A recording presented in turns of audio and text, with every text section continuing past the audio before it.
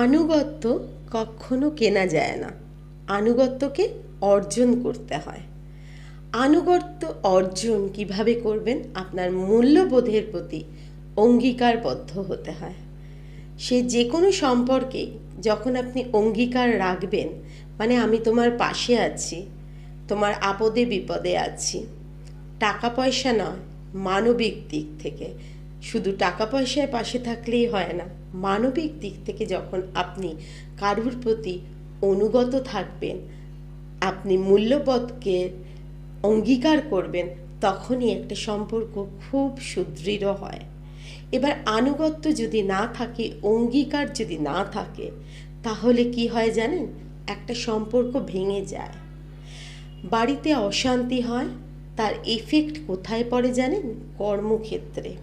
বাড়ির প্রত্যেকটা সদস্যের উপর তার এফেক্ট পড়ে।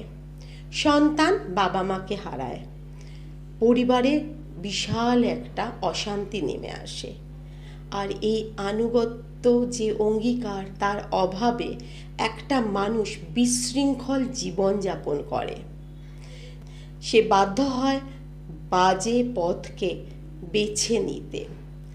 সেই আনুগত্যের অভাবে একটা সুন্দর পরিবার থেকে শুরু করে সব কিছু ভেঙে যায়, সম্পর্কগুলো টুকরো টুকরো হয়ে যায়। তাই মূল্যবোধের প্রতি আনুগত্য খুবই দরকার, অঙ্গীকার খুবই দরকার।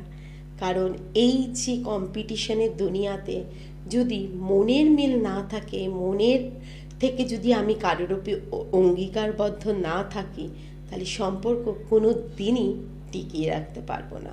কারণ যে কোনো সম্পর্ক টিকে থাকে একটা মানুষের মূল্যবোধের প্রতি অঙ্গীকারের ওপর।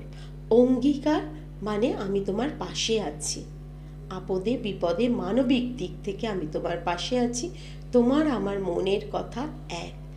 তাই আনুগত্যকে কখনো কিনতে যাবেন না।